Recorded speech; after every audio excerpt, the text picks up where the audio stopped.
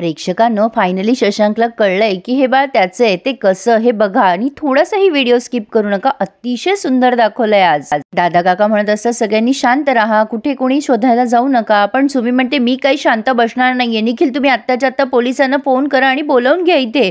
Cookie म्हणतो सुमे तू पोलिसांना का बोलवतेस? आता सुमी म्हणते अप्पूची पोलीस कंप्लेंट करायची आहे, तिने माझं बाळ किडनॅप केलंय. निखिल म्हणत असतो तुला वेड लागले का सुमी, काय बोलतेस तू हे? सुमी म्हणते अहो वेडच लागलंय मला, अप्पू आपल्या बाळाला बाहेर घेऊन गेलीये. तुम्हाला नसेल माझ्या बाळाची काळजी पण मला आहे. आपलं बाळ किती लहान आहे, त्याला काही झालं तर कोण जबाबदार असेल? निखिल म्हणत असतो अगं काही होणार नाहीये बाळाला, अपूर्वा काय लहान आहे का? अगं ती इथेच कुठे गेली असेल, येईल ती लवकर घरी. पण सुमी म्हणते तुम्ही असं कसं बोलता हो निखिल, आपल्या बाळाबद्दल तुम्हाला काहीच वाटत नाही? तुम्हाला बाळाची काळजी सुद्धा वाटत नाहीये का? एकतर अपूर्वा तिच्या चुकीमुळे तिचं बाळ गमावून बसलीये आणि आता ती माझ्या बाळाला घेऊन मिरवतीये. सुवाई म्हणतात बसकर सुमे, काय चाललंय तुझं? रागाच्या भरात वाटेल ते शब्द निघताय तुझ्या तोंडून. अगं एकदा स्वतःच्या मनाला विचार, अप्पूने जर त्याग केला नसता ना तर तुला आज हे सुख मिळालंच नसतं. निखिल म्हणतो हो मी पण हेच म्हणतोय सुवाई सुमीला. पण सुमी म्हणते तुम्ही सगळे माझ्या बाळाच्या जीवाशी खेळताय, लक्षात ठेवा बरं. तुम्ही नाही करायची ना तुम्हाला तक्रार, ठीक आहे तर मग मी माझ्या सासूबाईंना फोन करते, मग त्या बरोबर तक्रार करतील तिच्याबद्दल. तेव्हा दादा काका म्हणतात अगं सुमे तू किती रागराग करतेयस अप्पूचा, अगं हे संस्कार आहेत का कानेटकरांचे? सुमी म्हणते हो येतोय मला राग, आणि तुम्ही त्या अप्पूला पाठीशी घालताय ना त्याचा जास्ती राग येतोय मला. माझ्या बाळाला जर काही झालं ना तर तुम्ही सगळे जबाबदार असणार आहात त्याला. कुकी म्हणतो सुमे तुझ्या डोक्यावरनं परिणाम झालाय. विठू बाबा म्हणतात की अगं इतकं तोडून बोलू नकोस. दादा काका म्हणतात अगं असं नको बोलूस सुमी, तुझ्या वागण्याने तुटलेली नाती जोडणार नाहीत. कुकी चिडतो आणि म्हणतो असं बोलतीये सुमे जणू काही अप्पू गुन्हेगार आहे, खूप दुष्ट आहे, जणू काही ती मुद्दाम तुझ्या बाळाला घेऊन पळून गेली आहे. सुमी म्हणते घ्या सगळे अप्पूचीच बाजू घ्या. कुकी जोरात ओरडतो हो घेणार आम्ही तिची बाजू. तिच्या मनात आता काय चालू असेल ना ते मी समजू शकतो, तिला खूप आवड आहे लहान मुलांची. अगं सुमे लहान मुलांमध्ये असा जीव अडकला ना तो असा पटकन बाहेर पडत नसतो, पण ती तुझ्या बाळाला त्रास देणार नाही हे मात्र नक्की. दादा काका म्हणतात अगं ती वैशू आली तेव्हा अपूर्वा सगळं विसरून तिच्याच मागे राहायची. आता सुवाई म्हणतात अगं त्या वैशूला कोणीतरी पळवायचा प्रयत्न केला, आठवतं का तुला? अप्पूने स्वतःच्या जीवावर उदार होऊन त्या वैशूचा जीव वाचवला होता. मग अप्पू काय तुझ्या बाळाची काळजी घेणार नाही का ग? विठू बाबा म्हणतात सुमे तुला आमचं म्हणणं पटणार नाही, पण शांतपणे विचार कर. तुला खरंच असं वाटतं की अप्पू तुझ्या बाळाला सांभाळणार नाही? सुमी म्हणते मला काही सांगू नका, मला काही ते कळत पण नाहीये, मला फक्त माझ्या बाळाचीच काळजी आहे. मला नाही माहिती, मला माझं बाळ आणून द्या, आम्ही आत्ताच्या आत्ता निघून जाऊ, माझ्या सासरी जाईल मी, निखिल आणि मी परत जाऊ, माझ्याकडे दुसरा पर्यायच उरला नाहीये. आता ती रडत रडत घरात चालली जाते आणि शशांक अप्पूला शोधायला जातोय. स्नेहलता कौशिकांशी बोलताय, त्या सांगतात की मी माझ्या पेशंटला बघायला आले होते इथे. कौशिकदा म्हणतात ओ अच्छा त्या परांजपेका बऱ्या आहेत त्या आता. आता स्नेहलता म्हणतात हो पण अप्पू इथे काय करतीये? कौशिकदा सांगतात की ती बाळाला घेऊन आली आहे, थोडा जॉइंडिसचा प्रकार दिसतोय बाळाला. तर स्नेहलता म्हणतात ठीक आहे तो लहान बाळामध्ये कॉमनच प्रकार असतो, पण काय ग अप्पू तू घेऊन आली आहेस बाळाला, सुमी आणि निखिल नाही आले? मग कौशिकदा म्हणतात हो ना, ही कोणाला काही न सांगता इथे आली आहे. अहो बघा ना असं कोणाचं बाळ इथे घेऊन यावं का? त्यांना किती टेन्शन येत असेल. अप्पू म्हणत असते तू कशाला सुमीचं टेन्शन घेतोय, मी सांगेल ना तिला. कौशिकदा म्हणतात अगं अप्पू सुमी पण आत्ताच बाळंतीण झाली आहे ना, तिला जर बाळ आजूबाजूला दिसलं नाही तर ते किती घाबरेल. अप्पू म्हणते नाही रे बाबा ती काही म्हणणार नाही मला, ती कशाला घाबरेल, तिला माहितीये माझ्याजवळ बाळ आहे. कौशिकदा म्हणतात तरी पण तुझं चुकलंय, तू असं न विचारता त्या बाळाला आणायलाच नव्हतं पाहिजेस. डॉक्टर ही मुलगी ना कधी मोठी होणार आहे कोणास ठाऊक. बाबा असं नको बोलूस रे. कौशिकदा म्हणतात मग काय बोलू अप्पू, अगं तुझं लग्न झालंय आता, ह्या गोष्टी तुला कळत कशा नाहीत? अगं मी कानेटकरांना काय उत्तर देऊ, तुझी जबाबदारी तुला कळायला पाहिजे ना. आता स्नेहलता म्हणतात असं का बोलताय तुम्ही अपूर्वाला? अहो उलट तर तुम्ही कानेटकरांसमोर ताठ मानेने जायला हवं. अपूर्वा ना तुमची मुलगी आहे याचा तुम्हाला खूप अभिमान वाटेल. कौशिकदा म्हणतात डॉक्टर अहो ही कोणाचंही बाळ इथे घेऊन आली आहे, तिच्या आईला पण न सांगता, याचा मी अभिमान बाळगू? अहो कुठली मुलगी अशी वागेल? अप्पू खुणवत असते स्नेहलताला की सांगू नका. आणि आता कौशिकदा म्हणतात कुठला बाप अशा मुलीचं समर्थन करेल? आता शशांक पण तिथे आलाय प्रेक्षकांनो, आणि मग स्नेहलताने सगळं सत्य सांगितलंय. तुमच्या मुलीने जे केलंय ना ते या जगात कोणालाच करणं शक्यच नाहीये. अप्पू म्हणत असे, नका सांगू डॉक्टर, आपण जे केलंय ते वाया जाईल. स्नेहलता म्हणतात, अपूर्वा प्लीज मला बोलू दे. त्या दिवशी तू मला रिक्वेस्ट केली म्हणून मी बोलले नाही, पण तू तुझ्या वडिलांपासून ही गोष्ट लपवून ठेवू नकोस. मी तुला तेव्हा पण सांगत होते असं काही करू नकोस. हे बघ, तू जितक्या मोठ्या मनाची आहेस ना, तेवढ्या मोठ्या मनाचे सगळेच असतील असे नाही. अगं निदान तुझ्या वडिलांना तरी तुला चुकीचं नको समजू देऊस. कौशिकदा म्हणतात, काय म्हणताय तुम्ही डॉक्टर, काय झालंय नेमकं, मला सगळं डिटेल सांगा. मग स्नेहलता सांगतात की डॉक्टर, तुम्ही इथे नसताना खूप काही गोष्टी घडून गेल्यात आणि सगळं सुमीचं जे काही झालं होतं, मग अप्पूने कुठल्या कंडिशनमध्ये सुमीला बाळ दिलं हे त्यांनी डिटेल सांगितलंय. मी तुम्हाला ते ऐकवत नाहीये प्रेक्षकांनो, पण ते त्यांनी सगळं सांगितलंय की हे अपूर्वाचं बाळ आहे वगैरे वगैरे. आणि हे ऐकून शशांकला आणि डॉक्टर कौशिकांना खूप मोठा धक्का बसलाय. पण आता ही अप्पू पुन्हा रिक्वेस्ट करत असते, डॉक्टर प्लीज नका ना सांगू पुढे काही. कौशिकदा म्हणतात, मग क्लिअर सगळं पिक्चर मला सांगा. मग स्नेहलतांनी सगळं सांगितलं.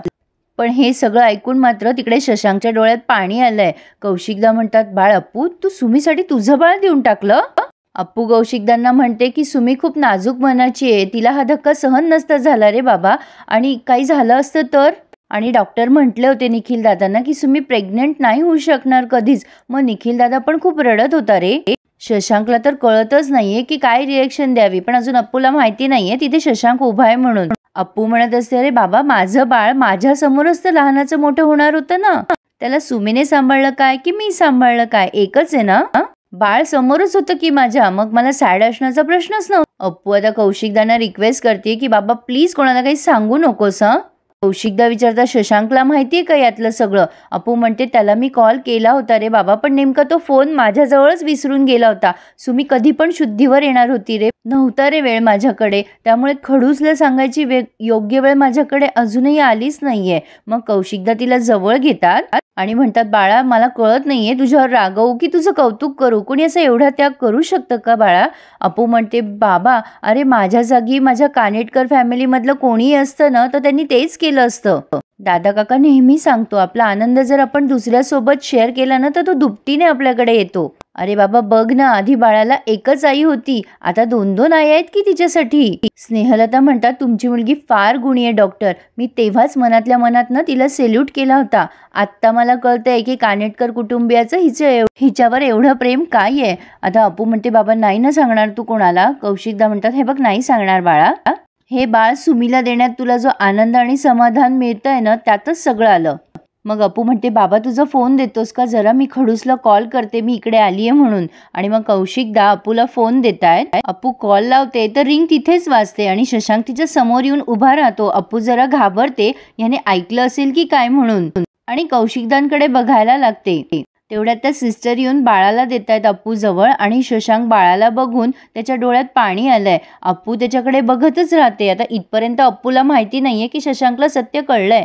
तेवढ्यात स्नेहलता कौशिकांचा निरोप घेतायत, मी येते आता, आपण नंतर बोलूयात.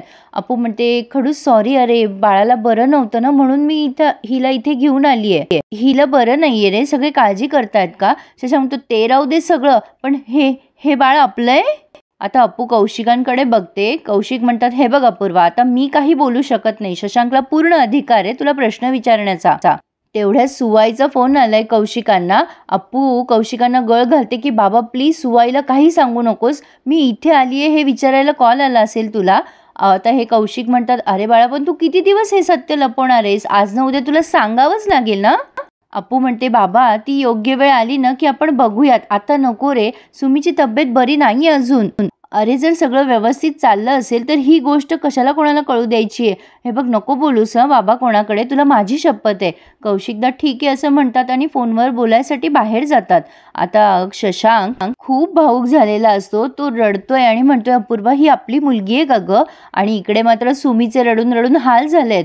या सुवाई म्हणत असतात, अगं सुमे पुरे कर ग आता, अगं कशाला त्रास करतेस, एवढं नाही झालंय ग काही. सुमी म्हणते, आई हे तू बोलतेस का ग, ती अप्पू माझ्या बाळाला घेऊन गेल्यापासून मला काही सुचत नाही आणि तू म्हणते की इतकं काही झालं नाहीये. माई म्हणतात, अगं येईल ना अप्पू, कुठे जाणार आहे ती बाळाला घेऊन. ही मानसी म्हणते, अगं शांत हो सुमी, बाळा सकाळचं तू काही खाल्लेलं पण नाहीये. आता सुमी म्हणते, अगं मला बाळाची काळजी वाटते ग, अगं माझं बाळ पण उपाशी आहे वहिनी. ही अप्पू बाळाला घेऊन गेली, ती कशी सांभाळणार आहे बाळाला, अगं तिला भूक लागली तर काय करणार आहे ती. आता यावेळी पन्ना काकू पण बोलते की मला मला अजिबात पटत नाही अप्पूचं वागणं. एक तर ती सतत घरात बाळाला घेऊन बसते, पण आता चक्क सुमीच्या बाळाला घेऊन गायब झाली. सुवाई चिडतात पन्ना काकूवर आणि म्हणतात, अगं बाई पन्ना शांत बस ना. अगं असं काही झालेलं नसेल, ती बाळाला घेऊन गायब कशी होईल ग. अगं एवढी अविचारी नाही आहे आपली अप्पू. पण आता सुमी चिडते आणि म्हणते, अगं तू माझी आई आहेस का तिची आई आहेस ग. सुवाई म्हणतात, खरं सांगू मी तुला, अगं मी तुम्हा दोघींची आई आहे बाळा, म्हणूनच सारासार विचार करूनच बोलते मी. माई म्हणतात, अगं मला असं वाटतं अप्पू बाळाला घेऊन बाबाच्या घरी तर नसेल गेली ना तिच्या. सुवाई म्हणतात की मी कौशिकांना फोन केला होता पण अप्पू तिथे नाहीये. पन्ना काकू म्हणतात, त्यांच्या घरी तरी कोण आहे. त्या सारिकाताई नेत्राला घेऊन अमेरिकेला गेल्याय. एकतर 1.25 महिना झाल्याशिवाय आपण बाळाला बाहेर काढत नाही आणि ही बाळाला घेऊन बाहेरच गेलीये चक्क. माई म्हणतात, बाई मला तर अप्पूची काळजी वाटतीये. ओली बाळंतीण, तिच्या कमरेला मार लागलाय. अगं बाई गेली कुठे असेल ती, तिला काही झालं नसेल ना. आणि प्रेक्षकांनो हा पुढचा जो सीन आहे ना तो अंगावर शहारे आणणार आहे. शशांक खूप भावूक होऊन त्याच्या बाळाकडे बघतोय. अप्पू त्याला सॉरी म्हणते आणि म्हणते, खरंच सॉरी रे खडूस, सुमीची कंडिशन ना इतकी क्रिटिकल होती, मला काहीच सुचलं नाही रे, तेव्हा मला जे सुचलं ना ते मी केलं. शशांक म्हणतोय, तू जे केलंय ना अपूर्वा ते चूक की बरोबर मला नाही कळते ग, पण तू एक विश्वासात घ्यायला हवं होतं. अप्पू म्हणते, खडूस होईल सगळं नीट. सुमी चिडली असेल ना रे सध्या माझ्यावर, पण मी तरी काय करू रे. सकाळपासून ना हिचे डोळे येल्लो दिसत होते, नखंसुद्धा येल्लो दिसले रे मला, आणि ती शिंकत होती. मला सुचलंच नाही रे काही. मी तिला सरळ उचलून दवाखान्यात घेऊन आले. केलंय डॉक्टरांनी चेक तिला आणि जॉइंडिस म्हणतायत ते. पण तू नको टेन्शन घेऊस, ती होईल बरी लवकर, ती ठीक आहे. मग हे बघितल्यावर सुमीचा राग जाईल ना. कौशिकदा म्हणतात, सुवा वहिनीचा फोन होता, त्यांनी मला बोलवलंय, मी निघतो लगेच, तुम्ही बाळाचं व्हॅक्सिनेशन करून लगेच या. आता अप्पू म्हणते, ए बाबा कुणाला काही सांगू नकोस, लक्षात ठेव. कौशिकदा म्हणतात, नको काळजी करूस, नाही सांगणार कोणाला, हा बाप कायम तुझ्यासोबत आहे अपूर्वा. आणि आता कौशिकदा त्या दोघांना मी येतो म्हणून सांगून निघून गेलेत आणि शशांक अप्पू मात्र निशब्द होऊन एकमेकांकडे बघतात. अतिशय सुरेख सीन आहे हा प्रेक्षकांनो. मला तर अंगावर काटा आलाय हे बघताना. अप्पू शशांकचे डोळे पुसतीये तिच्या ओढणीने आणि स्माईल करून शशांकला म्हणतीये, तिला असं बाबाला रडताना बघायची सवय नाहीये, रडू नकोस रे खडूस बाबा कुठला. आणि प्रेक्षकांनो दोघंही एकमेकांकडे स्माईल करत त्या बाळाकडे बघतात. अतिशय छान सीन होता. खरं तर आज बोलायला काही शब्दच सोडले नाही आहेत यांनी, काय सांगू दुसरं. तर तुम्हाला आजचा रिव्ह्यू कसा वाटला ना प्रेक्षकांनो, मला आवर्जून प्रत्येकाने कमेंट करून सांगायचं आहे. रॅदर जे कमेंट करत नाही नेहमी त्यांनी सुद्धा आज मला कमेंट करून सांगायचं आहे की तुम्हाला रिव्ह्यू कसा वाटला. पुढे आपण बघणार आहोत की सुमी हायपर होऊन अपूर्वाला मारायला निघतीये, तर आता शशांक तिचा हात धरतोय. तर प्रेक्षकांनो शशांकला आणि कौशिकदांना तर सत्य कळलंय. आय होप सगळ्या कानेटकर कुटुंबांना लवकरच सत्य कळेल. ह्या गोष्टीची आतुरतेने आपण सगळे प्रेक्षक वाटच बघत होतो. तर कसा वाटला प्रेक्षकांनो रिव्ह्यू मला नक्की कळवा आणि ज्यांनी सबस्क्राईब नसेल चॅनलला केले त्यांनी नक्की सबस्क्राईब करा. आजचा रिव्ह्यू एवढा सुरेख होता की आज तुम्हाला धनत्रयोदशीच्या शुभेच्छा द्यायच्याच राहिल्या. असो, तुम्हाला सगळ्यांना खूप खूप शुभेच्छा आणि रिव्ह्यू प्लीज लाईक करायला विसरू नका. धन्यवाद.